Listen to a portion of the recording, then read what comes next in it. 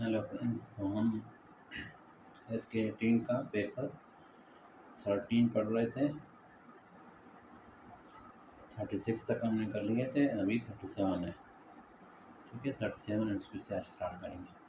तो यहाँ पे क्या है 37 पे, student came with pain mucosa. Pain उसका नेज़ल म्यूकोजा है, नेज़ल कंजेस्शन है, नेज़ल एडिमा वगैरह है, स्नीजिंग है। उसके बाद फॉर 3 मंथ्स है। On examination inflamed oedematous nasal mucosa seen which among them will be effective now. तो ये क्या है, एलर्जिक राइनाइटिस है, लेकिन क्या क्रोनिक होता जा रहा है। तो उसमें फिर हम क्या देते हैं, इंट्रानेज़ल कॉर्टिकोस्टेरॉइड। ठीक है, जैसे ज़ाइलोमेटाजोलिन देते हैं। ठीक है, इस तरह के इंट्रानेज़ल स्प्रेज होते हैं कॉर्टिकोस्टेरॉइड्स के।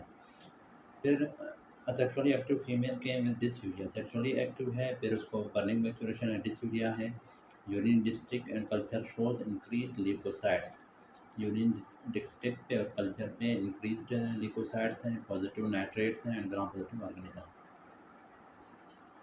तो अब इन्होंने कहा है कि ग्राम पॉजिटिव ऑर्गेनिज्म, तो ये हमारे पास ग्राम पॉजिटिव इनमें से ऑप्शन दिए हुए हैं। कैंडिडा एल्बिकेंस फंगल इन्फेक्शन, ये तो नहीं है। इंटेरोकोकस फेकल्स, ये भी नहीं है। स्टेफाइलोकोकस सेप्रोफाइटिकस रह गया और एक कैम्फाइलोबैक्टर रह गया। अब कैम्फाइलोबैक्टर भी मोस्ट कॉमनली यहाँ पे नहीं होती है, मोस्ट कॉमनली GIT में इन्फेक्शन काज कराता है। तो और होता भी वो ग्राम नेगेटिव है, कैम्फाइलोबैक्टर भी। तो सिर्फ क्या रह गया, स्टेफाइलोकोकस सेप्रोफाइटिकस, वो ग्राम पॉजिटिव है और होता भी यूरिनरी ट्रैक्ट में, और यूरिनरी ट्रैक्ट के इन्फेक्शन काज कराता है स्टेफाइलोकोकस सेप्रोफाइटिकस। ठीक है, अब इसमें इससे मिलता जुलता एक और इंस्क्यूज होता है। सेक्सुअली एक्टिव फीमेल बताएंगे, लोअर एब्डोमिनल पेन का बताएंगे, उसके बाद सर्वाइकल मोशन टेंडरनेस का बताएंगे। ये 3 चीज़ें अगर आप बता दें तो ये क्या है, PID, pelvic inflammatory disease. Pelvic inflammatory disease के मोस्ट कॉमन काजेज कौन से होते हैं, ऑर्गेनिज्म कौन से होते हैं। एक अच्छा काज क्या है पेल्विक इन्फ्लेमेटरी डिजीज़ की, जैसे आप अगर वो यूज़ करते हैं ना, क्या नाम है, इंट्रा यूट्राइन कापर डिवाइस, उसकी वजह से भी हो सकता है। और हाइजीनिक कंडीशन अगर अच्छे ना हो तो उसकी वजह से भी हो सकता है। अब उसमें ये है कि जो क्लेमिडिया है उसके लिए ट्रीटमेंट क्या है, उसके लिए हम देते हैं सिंगल डोज एजिथ्रोमाइसिन या फिर डॉक्सीसाइक्लिन फॉर 7 डेज। और जो दूसरा है गोनोरिया, तो ये दो ऑर्गेनिज्म काज करते हैं PID, पेल्विक इन्फ्लेमेटरी डिजीज़। अच्छा, पेल्विक इन्फ्लेमेटरी डिजीज़ के फिर कॉम्प्लिकेशंस भी बहुत होते हैं। उसकी वजह से एंडोमेट्राइटिस हो सकता है, सर्फिंजाइटिस हो सकता है, ओवरीज को डैमेज कर सकता है, इनफर्टिलिटी काज कर सकता है। तो क्लीमिडिया के लिए हम क्या दे रहे थे, क्लीमिडिया के लिए एजिथ्रोमाइसिन सिंगल डोज या फिर डॉक्सीसाइक्लिन फॉर 7 डेज। और जो हमारे पास वो है गोनोरिया, उसके लिए सिंगल डोज सिंगल IM सेफ्ट्राइक्सोम देंगे, लेकिन सिंगल डोज है। A patient presented with Crohn's disease for the treatment of remission, corticosteroids are given. What is the best for the maintenance of remission of heart disease है। अच्छा, अब एक patient है, उसको Krones disease है। Krones disease आपको पता है GIT का हमारे पास क्या है, इन्फ्लेमेटरी बॉल डिजीज़ में आता है। इन्फ्लेमेटरी बॉल डिजीज़ में 2 डिजीज़ आते हैं, एक क्रोन्स डिजीज़ है, दूसरा क्या है अल्सरेटिव कोलाइटिस। अब ये जो है, इनकी जो ट्रीटमेंट होती है, एक्यूट एग्जर्बेशन इनकी जब होगी तो उस टाइम हम क्या देते हैं, स्टीरॉइड्स देते हैं। अब स्टीरॉइड्स हमने दे दिए पेशेंट को, उसके बाद उसकी रिमिशन हो गई। रिमिशन मीन्स रिकवर हो गया, उसके साइन एंड सिम्पटम्स ठीक हो गए। अब इन साइन एंड सिम्पटम्स तो ठीक हो गए, अब वो क्या है, मेंटेनेंस ऑफ रिमिशन के लिए, मतलब मेंटेनेंस ऑफ रिकवरी, मतलब वो रिकवर जो हो गया तो साइन एंड सिम्पटम्स जो खत्म हो गए, तो इन साइन एंड सिम्पटम्स का वापस ना आना, उस चीज़ के लिए फिर हम क्या देते हैं, उसको कहते हैं maintenance therapy, maintenance of remission. तो मेंटेनेंस ऑफ रिमिशन या मेंटेनेंस ऑफ रिकवरी के लिए हम क्या देते हैं, एक्यूट एग्जर्बेशन में स्टीरॉइड्स दें के वो रिमिशन या रिकवरी काज करेंगे। तो अब उस रिकवरी या रिमिशन को मेंटेन रखने के लिए हम क्या देंगे, एज़िथायोप्रिन, क्योंकि जो स्टीरॉइड्स होते हैं उनके साइड इफ़ेक्ट ज़्यादा होते हैं, वो हम लोग लॉन्ग पीरियड के लिए यूज़ नहीं कर सकते, उनके बहुत ज़्यादा साइड इफ़ेक्ट्स होते हैं। तो एज़िथायोप्रिन यूज़ करेंगे, जो कि इम्यूनोसप्रेसिव ड्रग्स हैं। उसके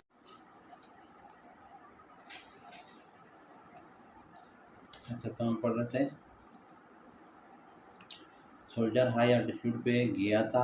अब क्या है, जब वापस वो बेस कैंप पे आया है तो वहाँ पर उसको सर्दी लग रही है, हाइपोथर्मिया, बल्कि वहाँ पे उसको क्या हो गया, हाइपोथर्मिया हो गया।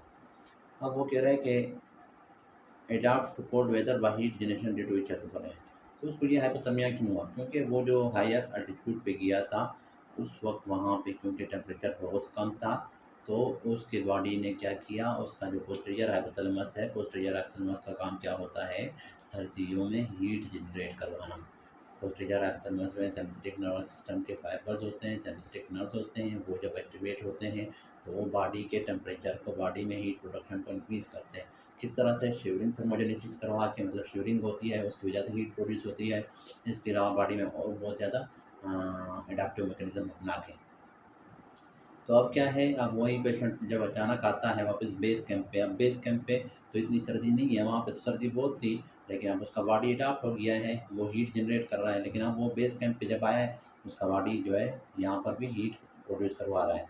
तो वो पूछना सिर्फ ये चाह रहा है कि कौन सा हिस्सा है हमारे हाइपोथैलेमस का जो कि हीट प्रोडक्शन इंक्रीज़ करवाता है या हाइपोथर्मिया में काम करता है या हाइपोथर्मिया में एक्टिवेट होता है। तो सर्दियों में कौन सा पोस्टीरियर हाइपोथैलेमस एक्टिवेट होता है, उसमें सिंपैथेटिक नर्व्स हैं, और वो क्या करेगा, हीट प्रोडक्शन करवाएगा, बॉडी टेम्परेचर को मेंटेन करवाने की कोशिश करेगा, शिवरिंग थर्मोजेनेसिस करवाएगा।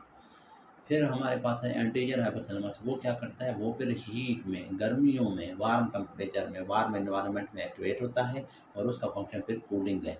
तो एंटीरियर को आप याद रखें AC, एयर कूलिंग या एयर कूलर से याद रखें। एयर कंडीशनर से भी आप याद रख सकते हैं, लेकिन कंडीशनर आपको पता है वो फिर हार्ड टेम्परेचर और सर्दियों में भी आप यूज़ कर सकते हैं ना उसको।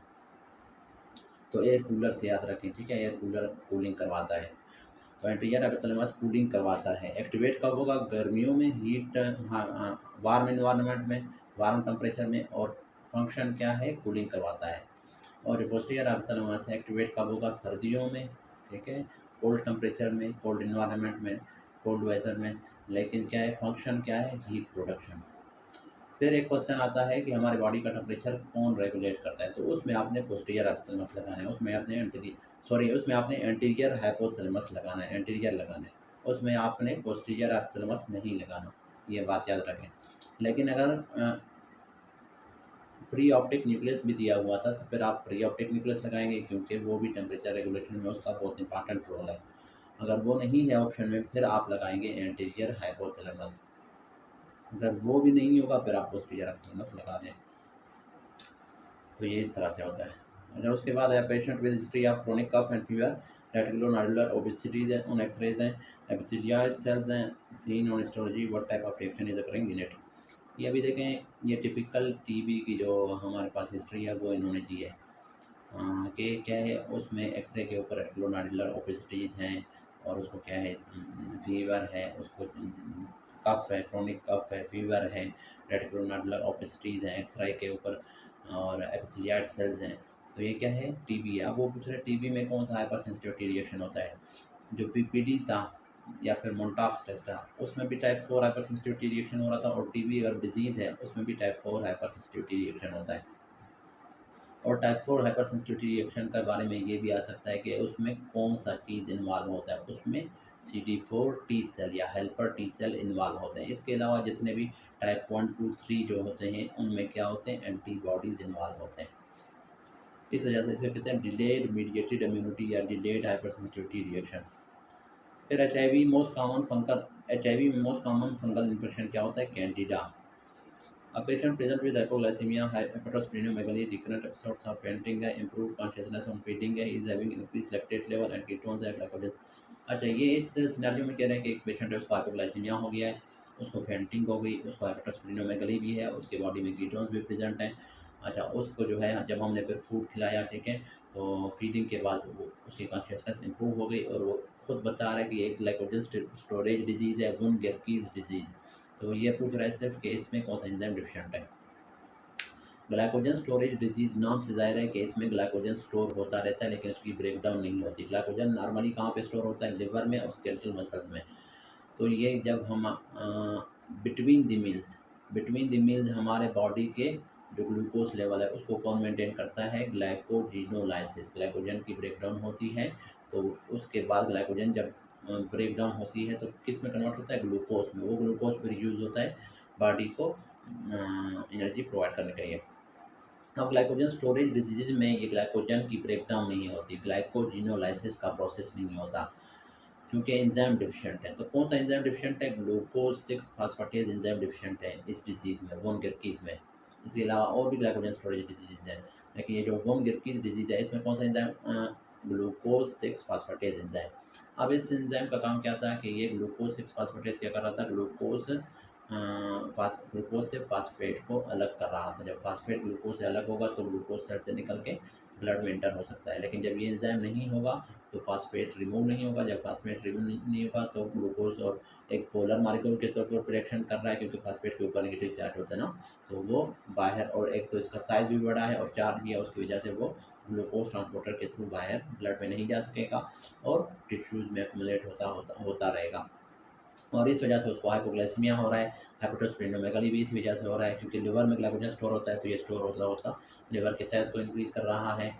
और हाइपोग्लाइसीमिया इस वजह से हो रहा है कि वो ग्लूकोज नहीं बन रहा, ग्लाइकोजन की ब्रेकडाउन नहीं हो रही। अच्छा, ये सिर्फ ग्लाइकोजिनोलाइसिस में इसका फंक्शन नहीं है, ग्लूकोनियोजेनेसिस में भी ये अपना काम कर रहा है। ग्लूकोनियोजेनेसिस क्या था? Gluco means glucose, neo means new, genesis means production, मतलब न्यू ग्लूकोज मॉलिक्यूल्स प्रोड्यूस करवाना। ग्लाइकोजन से जो प्रोड्यूस होता है उसको ग्लूकोनेओजेनेसिस नहीं कहते हैं, वो है ग्लाइकोजिनोलाइसिस। वो न्यू मॉलिक्यूल्स नहीं है, वो शुरू में जो एक्सेस ग्लूकोज था वो कन्वर्ट हुआ था ग्लाइकोजन में, ठीक है। स्टोरेज फॉर्म क्या है? ग्लाइकोजन है, फिर जब ज़रूरत होती है वही ग्लाइकोजन की ब्रेकडाउन होती है, वो वापस ग्लूकोज आता है। लेकिन अब नया ग्लूकोज का मॉलिक्यूल, नए ग्लूकोज मॉलिक्यूल किससे बन रहे होते हैं? फैट से या प्रोटीन से। तो उसके लिए भी ये एंजाइम रिक्वायर होता है, ग्लूकोज 6 फास्फेटेज। तो ये एंजाइम जब नहीं होगा तो ग्लूकोनेओजेनेसिस, नया ग्लूकोज मॉलिक्यूल भी नहीं बन सकेगा, और ग्लाइकोजन की ब्रेकडाउन होके वहाँ से भी ग्लूकोज नहीं आ रहा, तो फिर जाहिर है पेशेंट को हाइपोग्लाइसीमिया होगा, उसकी वजह से फेंटिंग होगी। इसी वजह से जैसे हमने उसको फीडिंग दी तो उसकी कॉन्शियसनेस वो क्या हो गई? करेक्ट हो गई। तो इसमें क्या है? Glucose 6 phosphatase. फिर an 85 year old patient present to the clinic fever. Clinic के में 85 ईयर ओल्ड पेशेंट आया है और उसको नेक स्टिफनेस से फीवर है। ही हैड डन स्प्लीनेक्टमी, उसने स्प्लीनेक्टमी 20 ईयर्स बैक किया है। The causative agent for this patient is, अब कॉजेटिव एजेंट, मोस्ट कॉमन जो कॉजेटिव एजेंट होता है स्प्लीनेक्टमी के बाद वो होता है स्ट्रेप्टोकोकस निमोनिया, ठीक है। तो इसका आंसर भी यही है। इसके अलावा फिर और भी होते हैं, नजरिया मेनिंजाइटिस होता है, इसके अलावा हिमोफिलस इन्फ्लुएंजा होता है। तो सीक्वेंस क्या है? स्ट्रेप्टोकोकस निमोनिया है सबसे ज़्यादा चांसेस, फिर नजरिया मेनिंजाइटिस है, फिर उसके बाद फिर दूसरे नंबर पे हिमोफिलस इन्फ्लुएंजा है, तीसरे नंबर पे नजरिया मेनिंजाइटिस, ठीक है। यहाँ अगला क्वेश्चन है वो यही पूछ रहा है कि most common organism responsible for causing infection in post splenectomy patient है, स्टेप निमोनिया है, उसके बाद एच इन्फ्लुएंजा है, उसके बाद नजरिया मेनिंजाइटिस है। IgE receptors are present on which blood cell? IgE receptors जो है वो किस ब्लड सेल्स के ऊपर होते हैं? मैस्ट सेल्स के ऊपर होते हैं। अब जो मैस्ट सेल्स हैं वो किस तरह से, ये फॉर एग्जांपल एक सेल है, उस सेल के ऊपर इस तरह से हमारे पास क्या होते हैं? दो एंटीबॉडीज़ होते हैं, उसको कहते हैं आईजीई एंटीबॉडीज़। एक यहाँ पे पड़ा हुआ है, एक यहाँ पे पड़ा हुआ है। फिर जब हमारे पास फॉर एग्जांपल इस तरह है ना, फिर जब बाहर से एक एंटीजन आएगा जिस चीज़ से उस पेशेंट को एलर्जी है ना, वो एंटीजन जब आएगा तो वो एंटीजन इस तरह इन दोनों के ऊपर लाई करेगा, मतलब यहाँ से यहाँ तक दोनों को इस तरह आपस में समझे कनेक्ट कर देगा, इनके ऊपर आके इस तरह से, ये फॉर एग्जाम्पल इस तरह से दोनों दोनों के साथ इस तरह अटैच होगा, ठीक है। दोनों के साथ जब कांटेक्ट में आएगा वो एंटीजन, तो फिर क्या होगा? ये एंटीबॉडीज़ क्या है, किसके ऊपर मौजूद है? मैस्ट सेल के ऊपर अटैच्ड है ना एंटीबॉडीज़, आईजीई एंटीबॉडीज़। तो फिर क्या है? ये एंटीबॉडीज़ एक्टिवेट हो जाएंगी जब एंटीजन इनके साथ कांटेक्ट में आएगा। तो ये एंटीबॉडीज़ एक्टिवेट होकर फिर क्या करेंगे? मैस्ट सेल्स को एक्टिवेट करेंगे, फिर मैस्ट सेल की डीग्रेनुलेशन होगी, उससे इन्फ्लेमेटरी मीडिएटर्स हो गए जैसे कि साइटोकाइंस हैं, इंटरल्यूकिन्स हैं और हिस्टामीन है, मतलब इन्फ्लेमेटरी मीडिएटर्स वो सारे एक्टिवेट होंगे, रिलीज़ होंगे वो सारे, और जब रिलीज़ होंगे तो क्या करेंगे? इन्फ्लेमेशन भी काज कराएंगे, वास्कुलर परमेबिलिटी भी इंक्रीज़ करेंगे, एडिमा भी काज कराएंगे। इसके अलावा अगर बहुत सीवियर होगा तो एनाफिलैक्टिक शॉक भी काज करवा सकते हैं, ठीक है। तो ये हमारे पास सेम इसी तरह अस्थमा में भी यही होता है, एटोपिक जितने भी कंडीशंस हैं, है फीवर वगैरह हैं, तो उनमें भी यही होता है। तो आईजीई एंटीबॉडी बना कब क्यों था? बना तब था जब एंटीजन हमारे बॉडी में एंटर हुआ था जिस चीज़ से उस पेशेंट को एलर्जी है, उसके अगेंस्ट, उस एंटीजन के अगेंस्ट आईजीई एंटीबॉडी इसके बॉडी में बना था। फिर क्या है, वो आईजीई एंटीबॉडी जब बन गए तो मैस्ट सेल के ऊपर अटैच हो गए। अब अगली बार जब वही एंटीजन आएगा तो पहले से एंटीबॉडी तैयार खड़े हैं, इन एंटीबॉडीज़ के साथ जैसे कंटेक्ट में आएगा वो एलर्जिन या एंटीजन, तो फिर क्या होगा? मैच सेल की डीग्रेनुलेशन होगी, उससे ग्रेन्यूल्स में से सारे इन्फ्लेमेटरी मेडिएटर्स रिलीज होंगे, फिर सारे साइनस सिम्टम्स स्टार्ट हो जाएंगे। अच्छा, फिर इसका हमारे पास ट्रीटमेंट क्या है? अवॉइड एलर्जी, जिस चीज़ से एलर्जी है आपको उसको आप अवॉइड करें। What is the characteristic of Mycobacterium leprae? Mycobacterium leprae का जो ये क्या काज करा रहा था? लेप्रोसी।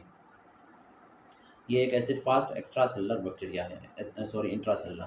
एसिड फास्ट बेसिलाई है, जैसे कि माइकोबैक्टीरियम ट्यूबरकुलोसिस है, ये भी उसी तरह एसिड फास्ट बेसिलाई है, और ये इंट्रासेलुलर सेल के अंदर होता है। व्हाट इज़ द अच्छा an age man known case of hypertensive was on clonidine, run short of it, now present with increased BP 190 by 110 shed, अच्छा with no symptoms है। what next step should be taken है, तो इसमें next step क्या होगा? Restart clonidine and again check BP after 12 to 24 hour. हाँ, patient hypertensive है, उसका अभी बीपी आ रहा है 190 by 110, लेकिन ये हाइपरटेंसिव क्राइसिस नहीं है। हाइपरटेंसिव क्राइसिस में आई थिंक 200 से ज़्यादा होना चाहिए था सिस्टोलिक बीपी, और डायस्टोलिक आई थिंक 20 से 120 से इंक्रीज। फिर उसमें भी होते हैं ना हाइपरटेंसिव इमरजेंसी और अर्जेंसी। तो अब देखिए ये पेशेंट हैं, ये क्लोनिडीन पे हैं, लेकिन इन्होंने क्लोनिडीन लेना छोड़ दिया क्योंकि उसके पास क्लोनिडीन ख़त्म हो गए, तो इस वजह से उसका बीपी अभी फिर से ज़्यादा हो गया है, लेकिन उसको कोई साइन एंड सिम्टम्स नहीं है। तो जब डॉक्टर के पास आता है तो डॉक्टर उसको दोबारा वही क्लोनिडीन उसी डोज में स्टार्ट करवाएगा, फिर 12 to 24 आवर के बाद देखिएगा कि उसका कम हुआ है, डिक्रीज हुआ है या नहीं। अगर नहीं हुआ है तो हो सकता है और भी मैनेजमेंट स्टार्ट कर दें। A lady present after a trauma in a lift having examination, loss of dorsal sensation of left foot with loss of dorsiflexion and loss of eversion at talotarsal joint, which of the following nerve is damaged है। अच्छा, अभी nerve का पूछ रहा है, common peroneal nerve. Common देखिए इसमें क्या क्या लॉस हुआ है? एक तो dorsal sensation of left foot, ठीक है, लेफ्ट फुट का क्या है? डार्सल सेंसेशन लॉस हुआ है, लॉस ऑफ डार्सिफ्लेक्शन है, डार्सल सेंसेशन हो गए, लॉस ऑफ डार्सिफ्लेक्शन हो गया, लॉस ऑफ एवर्जन हो गया एट टेलोटार्सल जॉइंट।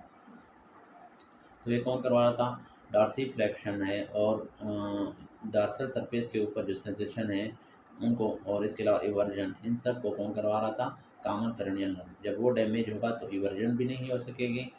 अब देखिए पेरोनियल से याद रखें, पेरोनियल नर्व, तो ये पेरोनियस लॉन्गस और पेरोनियस ब्रेविस को क्या कर रहा है? इनर्वेट कर रहा है। और पेरोनियस लॉन्गस और पेरोनियस ब्रेविस क्या कर रहे थे? वो उसमें थोड़ा बहुत लेटरली प्रेजेंट थे, तो वो इवर्जन में थोड़ा हेल्प कर रहे थे। अब जब वो हमारे पास नहीं होंगे, उनकी नर्व सप्लाई जब कट होगी, उनकी नर्व सप्लाई क्या है? कॉमन पेरोनियल, तो फिर इवर्जन नहीं हो पाएगा। वैसे पेरोनियल का मतलब क्या होता है? फिबुला, ठीक है, फिबुला का दूसरा नाम क्या है? पेरोनियम है, समझे।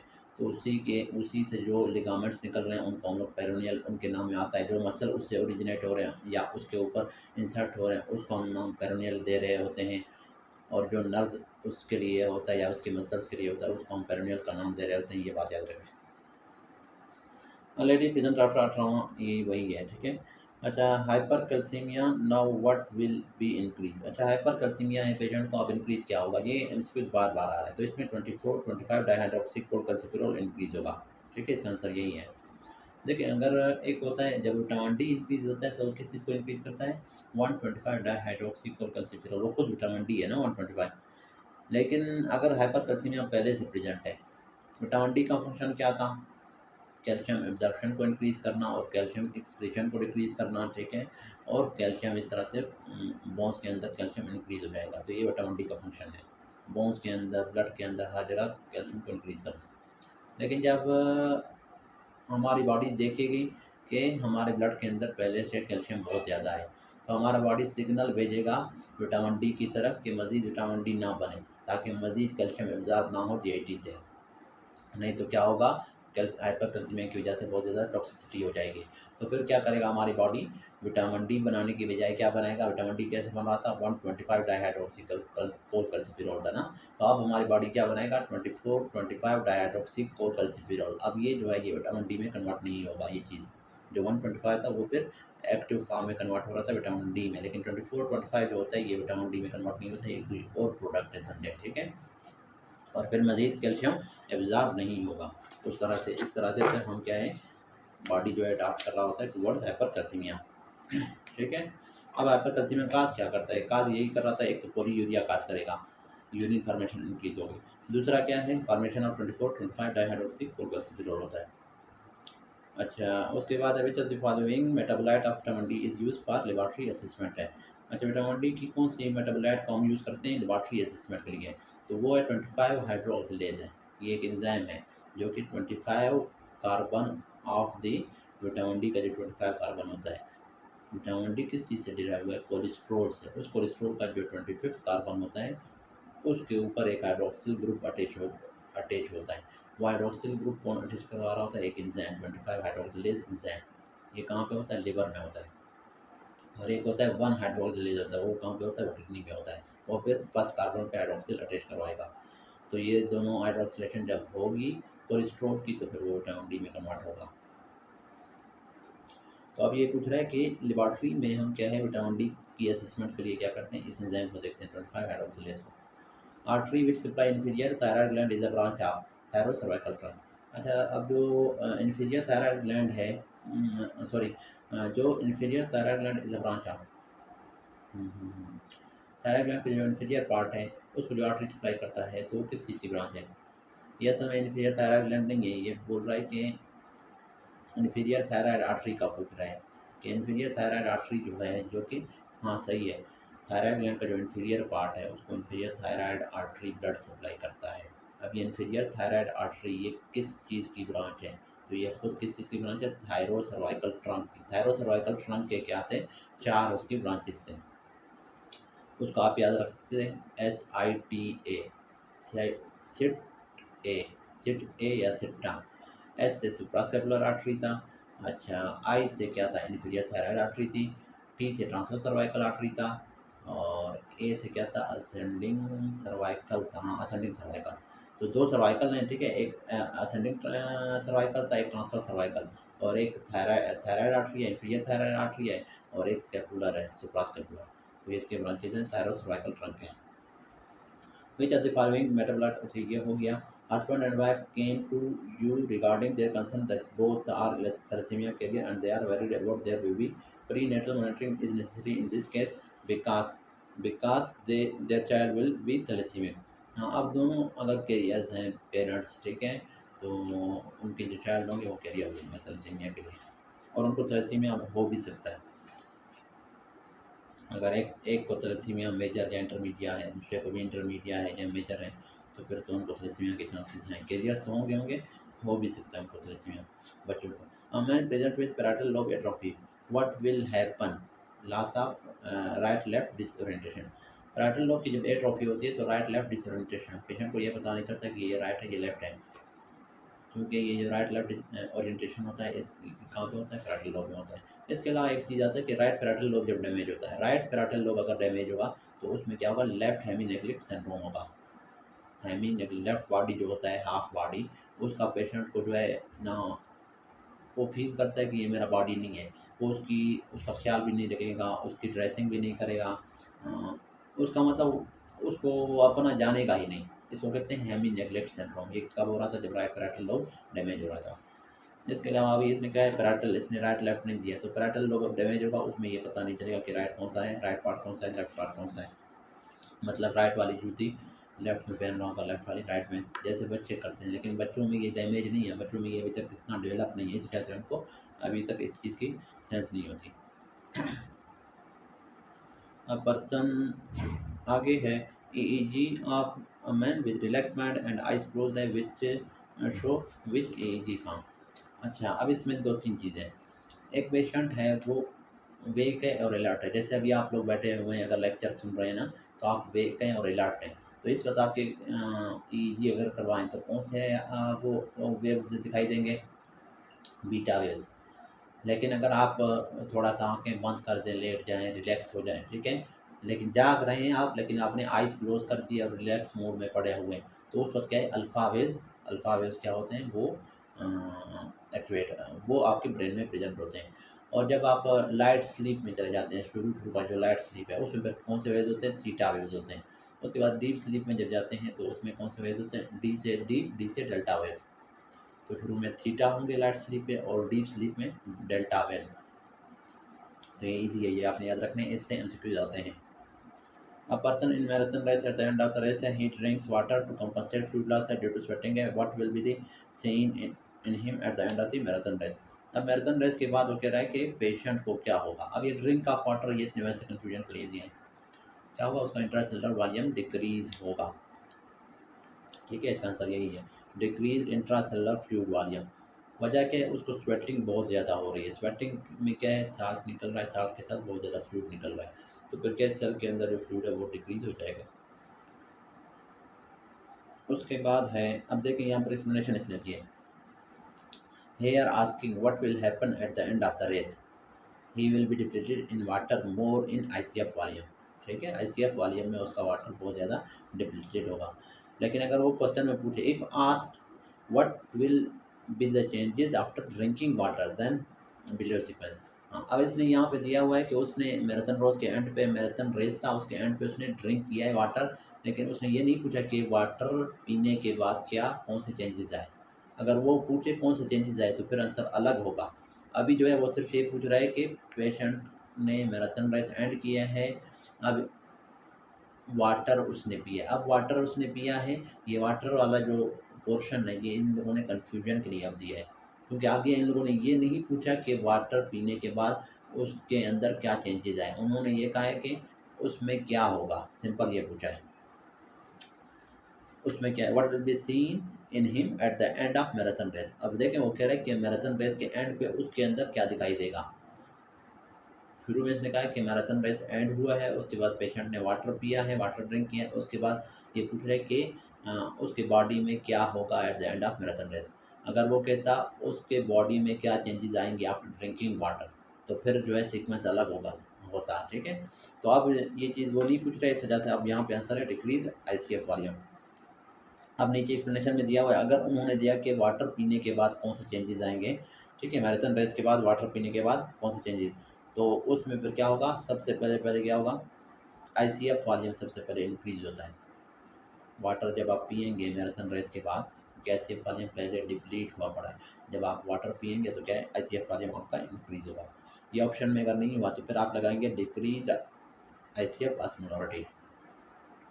वाटर आप पी रहे हैं, ICF में जा रहा है, तो ICF का वॉल्यूम सबसे पहले इंक्रीज हो रहा है। अब ये वाला वॉल्यूम वाला अगर ऑप्शन नहीं है, तो जब वॉल्यूम इंक्रीज होगा तो जाहिर सी बात है ICF की ऑस्मोलरिटी भी कम होगी। ऑस्मोलरिटी मीन्स उसमें सॉल्यूट कम हो जाएंगे, सॉल्वेंट्स ज़्यादा है।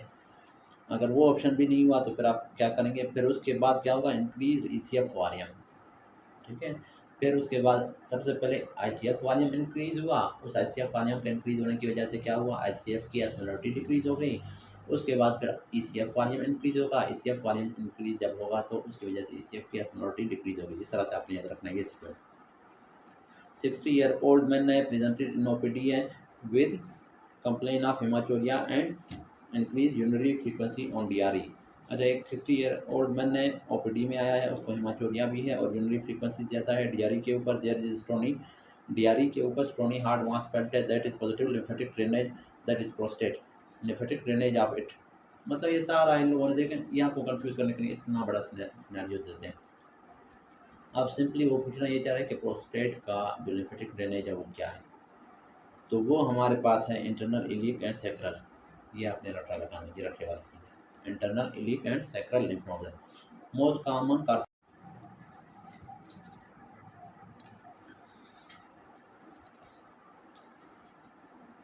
अच्छा, तो मैं आपको बता रहा था कि 6 कोस्टल कार्टिलेज, अगर वहाँ पे अगर इंजरी होगी तो वहाँ पे हम लगाएंगे राइट आर्ट्रियम। ठीक है, क्योंकि ऊपर ये फॉर एग्जांपल 6 कोस्टल कार्टिलेज है और उसके नीचे ये वाला जो स्पेस है इसको कहेंगे 6 इंटरकोस्टल स्पेस। तो अगर कार्टिलेज के ऊपर इंजरी होगी तो कौन सा हिस्सा डैमेज हो रहा है, राइट आर्ट्रियम। और अगर स्पेस में, यहाँ स्पेस में फिर क्या होगा, इंफीरियर विना के आ रहा होगा तो वो डैमेज होगा। याद रखें, कंसेप्ट वाली चीज़ है ना, थोड़ा सा आप सोचें आपको समझ आ जाएगी।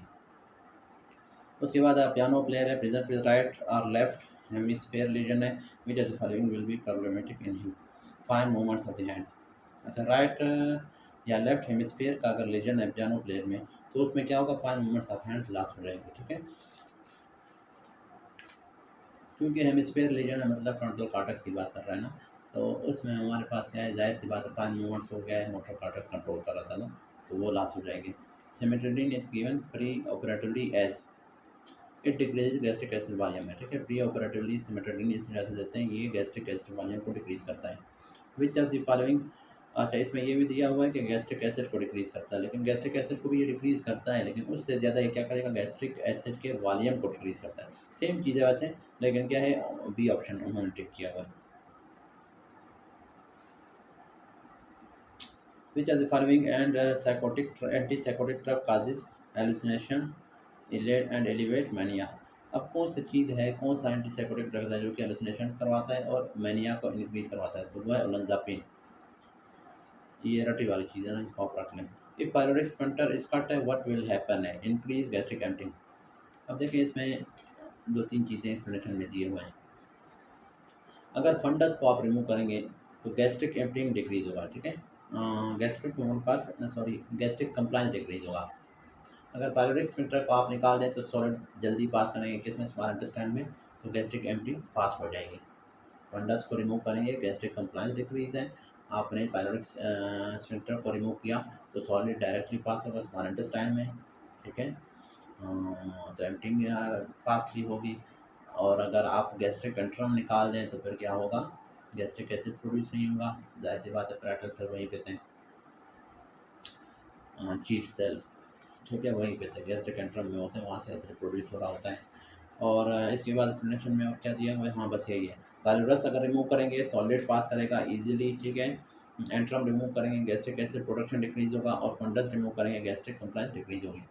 उसके बाद डीनर्वेशन ऑफ किडनी विल काज, अगर किडनीज के आप डीनर्वेशन कर दें, नर्व को आपने निकाल दिया किडनी से, तो क्या होगा, इंक्रीज यूरिन फ्लो होगी। इंक्रीज यूरिन फ्लो क्यों हो रही है, क्योंकि किडनी में जो रीनल इफरेंट नर्व्स होते हैं सॉरी वो रीनल ब्लड फ्लो को इंक्रीज करते हैं, उसकी वजह से यूरिनरी वाटर एक्सक्रीशन फिर हमारे पास क्या होगा, इंक्रीज होगा। अब देखें, समझ नहीं आई होगी आपको, मैं अभी समझाता हूँ। इफरेंट नर्व मतलब जो रीनल इफरेंट नर्व मतलब जो मोटर नर्व्स हैं किडनी के, जो मोटर नर्व्स हैं जो कि सेंसेशन या इम्पल्सिस को ला रहे हैं किडनी के पास ब्रेन और स्पाइनल कार्ड से, वो क्या करते हैं, ब्लड वेसल्स वगैरह को भी सप्लाई कर रहे होते हैं।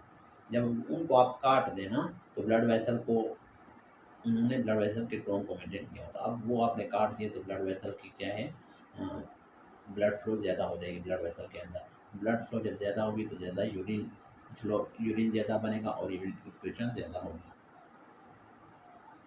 उसके बाद patient present with pain in lumbar region है, stone at pelvic ureteric junction है, pain arising from its segment है, तो इसमें सी है T12 to L2, T12 to L2 होता है। पेल्विक यूरेट्रिक जंक्शन के ऊपर अगर स्टोन है या पेन है तो T12 टू L2 है, ठीक है। सबसे बेस्ट अगर L2 अलग से होगा तो फिर आपने L2 लगाना है, L2 नहीं होगा, अगर L1 अलग से है तो फिर आपने वही लगाना है, वो भी नहीं है फिर आप T12 टू L2 ये वाला ऑप्शन होगा, इसको टिक करना है। Patient presented with right hypochondriac pain है, डर्माटोम फॉर कोल्सिस्टाइटिस इंक्लूड है, तो इसमें सी है T7 टू 9। T7 से थोरेसिक नर्व जो 7 है उससे लेके थोरेसिक नर्व जो 9 है, ये हमारे पास क्या है, कोल्सिस्टाइटिस वाले एरिया का जो स्किन है उसको सप्लाई कर रहा होता है ना। डर्माटोम का मतलब वो नर्व फाइबर जो किसी स्किन के स्पेसिफिक एरिया का सप्लाई कर रहा है। अल्डोस्टेरोन acts on which part of kidneys हैं, तो अल्डोस्टेरोन कार्टिकल कलेक्टिंग ट्यूब्यूल्स पे एक्ट करता है। अब इसमें एक सीक्वेंस है, अल्डोस्टेरोन सबसे ज़्यादा कार्टिकल कलेक्टिंग ट्यूब्यूल्स पे एक्ट करता है, दूसरे नंबर पे डिस्टल के ऊपर, तीसरे नंबर के ऊपर कलेक्टिंग डक्ट, और जो ADH है वो सबसे ज़्यादा कलेक्टिंग डक्ट पे।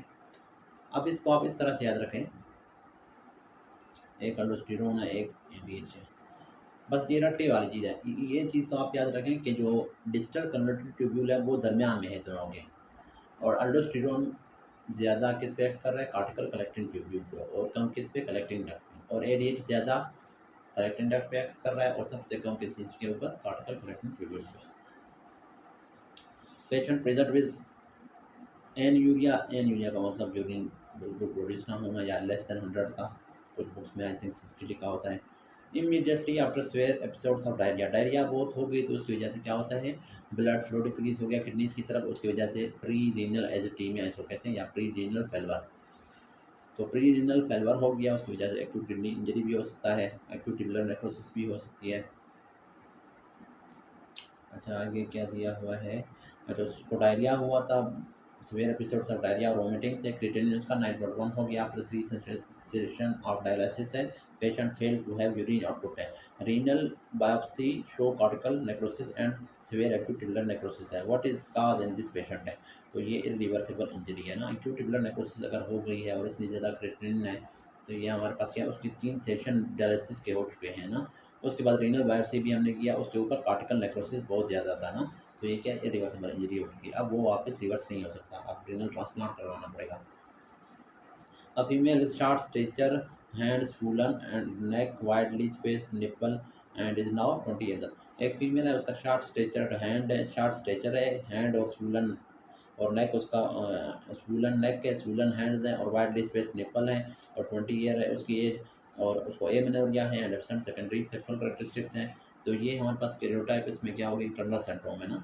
टर्नर सिंड्रोम की सिम्टम्स होते हैं क्योंकि उसमें हमारे पास एमेनोरिया होता है, ठीक है, वो इनफर्टाइल होता है ना sexually. Oxygen saturation at sea level in young adult कितना होता है, 97% होती है। सी लेवल के ऊपर 97 होता है ऑक्सीजन सेचुरेशन एडल्ट में।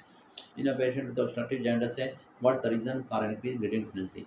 अब ऑब्स्ट्रक्टिव जॉन्डिस नाम से जाहिर है ऑब्स्ट्रक्शन है। ऑब्स्ट्रक्शन कहाँ पे है, बाइल डक्ट में है। गाल स्टोन जो कि गाल ब्लैडर से आते हैं, बाइल डक्ट में स्टक हो गए, लाज हो गए, उसकी वजह से बिलिरुबिन बाइल डक्ट से आगे स्मॉल इंटेस्टाइन में एंटर नहीं होगा, तो बाइल डक्ट में जब एक्यूमुलेट होना या गाल ब्लैडर में एक्यूमुलेट होना स्टार्ट होगा तो बैक फ्लो वापस जो मज़ीद बाइल बन रहा है ना लिवर के अंदर है ना, तो वो सारा एक्यूमुलेट होगा किसमें, लिवर के अंदर, और लिवर से वो वापस ब्लड में चला जाएगा। उसकी वजह से हाइपर बिलिरुबिनीमिया हो जाएगी, जॉन्डिस हो जाएगा।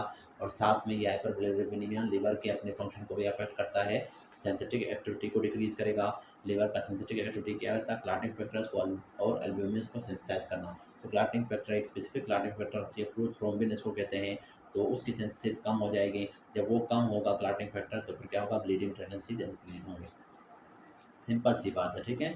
ऑब्स्ट्रक्टिव जॉन्डिस में हाई बिलिरुबिन की वजह से लिवर की एक्टिविटी, सिंथेटिक एक्टिविटी डिस्टर्ब होगी। लिवर क्लॉटिंग फैक्टर्स, कौन सा क्लॉटिंग फैक्टर, प्रोथ्रोम्बिन को नहीं बना पाएगा, उसकी वजह से ब्लीडिंग टेंडेंसीज इंक्रीज हो जाएंगी। Cytoplasmic anti neutrophilic antibodies is seen in, तो ये है वस्कुलाइटस में। सी एन का की बात कर रहा है, तो ये वस्कुलाइटस में होते हैं। वस्कुलाइटस कुछ में सी एन का होता है, कुछ में पी एन का होता है। जैसे पोलीआर्थराइटिस नोडोजा उसमें पी एन का होता है, वैगनर्स में सी एन का होता है। A female with dry eyes, dry mouth, having dysphagia, bilateral parotid swelling on X-ray, अच्छा pneumonitis है, व्हाट इज लाइकली काज है, तो इसका आंसर है प्राइमरी सिस्टमिक स्क्लेरोसिस। ये शुरू में मुझे भी जागरण सिंड्रोम लग रहा था क्योंकि ड्राई आइज है, ड्राई माउथ है, डिस्फेजिया है, ये क्या है, जागरण सिंड्रोम के सैनड सिम्टम्स हैं। लेकिन जो हमारे पास आगे उसने दिया हुआ न्यूमोनाइटस है और बायलैटरल, एक तो बायलैटरल पैरोटिड स्वेलिंग है और साथ में न्यूमोनाइटस है, तो ये क्या है, प्राइमरी सिस्टमिक स्क्लेरोसिस हो गई। A 35-year-old female present with 6 month history of fingers turning pale in cold है। Raynaud's phenomenon है 35 ईयर को, फीमेल को 6 मंथ से। आल्सो हैविंग माइल्ड डिस्निया भी है, विद नो वीज है, विद माइल्ड लार्ज स्प्लीन भी है, क्रिएटिनिन वाज हाई है, यूरिया आल्सो रेज्ड है, एएनए पॉजिटिव है, हीमोग्लोबिन 10 है, डब्ल्यूबीसी उसका प्लेटलेट्स नॉर्मल है। व्हाट इज द डायग्नोसिस है, तो अब डायग्नोसिस इसमें क्या है, ये हमारे पास प्रोग्रेसिव सिस्टमिक स्क्लेरोसिस है, प्रोग्रेस हो रहा है ना। रिनाइड फिनोमिना है, देखें उसके बाद उसको डिस्निया स्टार्ट हो गया है और इनलार्ज स्प्लीन है और क्रिएटिनिन और यूरिया भी उसके इंक्रीज हो रहे हैं, एएनए भी पॉजिटिव है, ठीक है, एचबी भी उसका थोड़ा कम है। तो इस वजह से ये इसको कहते हैं प्रोग्रेसिव सिस्टमिक स्क्लेरोसिस है, प्रोग्रेस हो रहा है, प्रोग्रेस कर रहा है। Which of the following vitamin is given along with isoniazid. Isoniazid vitamin B6 की डिफिशियंसी काज करवाता है, जिसका दूसरा नाम है पैरोडॉक्सिन। और अगर विटामिन B6 की डिफिशियंसी होगी तो उसमें एक स्पेशल टाइप का एनीमिया होता है, उसको कहते हैं सिड्रोब्लास्टिक एनीमिया। सिड्रोब्लास्ट उन आरबीसीज को फिर कहेंगे सिड्रोब्लास्ट। उसमें क्या होता है, उनमें हमारे पास जो माइटोकॉन्ड्रिया होते हैं, उन माइटोकॉन्ड्रिया के अंदर हमारे पास आयरन एक्यूमुलेट होना स्टार्ट होगा। आरबीसीज देखें, प्री मैच्योर जो आरबीसीज होते हैं उनके अंदर आर्गन लीज होते हैं, माइटोकॉन्ड्रिया भी होता है। तो उन माइटोकॉन्ड्रिया में क्या है, आयरन एक्यूमुलेट होना स्टार्ट हो जाता है क्योंकि एंजाइम की डिफिशियंसी है, तो हीमोग्लोबिन बन नहीं रहा, तो वो आयरन या वो जो पोरफायरिन होता है वो एक्यूमुलेट होना स्टार्ट हो जाता है। और ये माइटोकॉन्ड्रिया न्यूक्लियस के अराउंड क्या एक रिंग बनाएंगे, ठीक है, iron laden mitochondria will form a ring around nucleus of the premature RBCs। तो इस सेल को हम नाम देंगे सिट्रोब्लास्ट, और ये सेल्स जो होंगे इनकी ब्रेकडाउन जल्दी होती है, उसकी वजह से फिर एनीमिया होता है, सिट्रोब्लास्टिक एनीमिया उसको कहेंगे। ये लेड पॉइजनिंग की वजह से भी हो सकता है, ये विटामिन B6 डिफिशिएंसी की वजह से भी होता है, ये एलेनिन सिंथेटेज का या डिहाइड्रेटेज एंजाइम था उसकी डिफिशिएंसी की वजह से भी हो सकता है कॉन्जेनिटल। तो यहाँ पर क्या है, विटामिन B6 इसके साथ देंगे, तो ये आइसोनियाज़िड के साथ विटामिन B6 हमेशा देते हैं। आइसोनियाज़िड दे कहाँ पे रहे थे, ये हम लोग दे रहे थे या तो प्रोफिलैक्सिस ऑफ टीबी के लिए दे रहे थे या फिर टीबी ट्रीटमेंट एटीटी में दे रहे थे, एंटी ट्यूबरकुलोस थेरेपी में। Patient with left article hypertrophy है, इंक्रीज पल्मोनरी आर्टरी हाइपरटेंशन है, लाउड S1 है और मिड डायस्टोलिक मरमर है। व्हाट्स द डायग्नोसिस है, अब डायग्नोसिस क्या है पेशेंट का, माइट्रल स्टेनोसिस है ये। लेफ्ट आर्ट्रियल हाइपरट्रोफी है पेशेंट को, साथ में क्या है, इंक्रीज पल्मोनरी आर्टरी प्रेशर है। लेफ्ट आर्ट्रियम जो है उसकी हाइपरट्रोफी हो गई, इसका क्या मतलब, इसका मतलब ये कि लेफ्ट आर्ट्रियम को ज़्यादा वर्कलोड उसके ऊपर ज़्यादा है, उसको ज़्यादा वर्क करना पड़ रहा है। ज़्यादा वर्क क्यों करना पड़ रहा है, आगे रेजिस्टेंस ज़्यादा है, रेजिस्टेंस ज़्यादा है मतलब क्या है, पल्मोनरी माइट्रल वाल्व स्टेनोज्ड है, उसकी वजह से इसको बहुत ज़्यादा फोर्स लगाना पड़ता है अपने ब्लड को वेंट्रिकल्स के अंदर एंटर करवाने के लिए, उसकी वजह से फिर इसका साइज़ बढ़ गया, हाइपरट्रोफी हो गई। अब क्या होगा, अब जब इसको ज़्यादा काम करना पड़ता है तो ये तो एक तो ये प्रेशर नीचे भी लगा रहा है, कुछ प्रेशर इसका अपवर्ड मूव करेगा, जब अपवर्ड मूव करेगा कहाँ पे जाएगा, लंग्स में, और लंग्स में पल्मोनरी आर्टरी का प्रेशर फिर इंक्रीज हो जाएगा। साथ में क्या होता है, लाउड S1 होता है, और साथ में जो मिड डायस्टोलिक मरमर होता है वो किस में होता है, वो या तो ट्राइकस्पिड स्टेनोसिस में था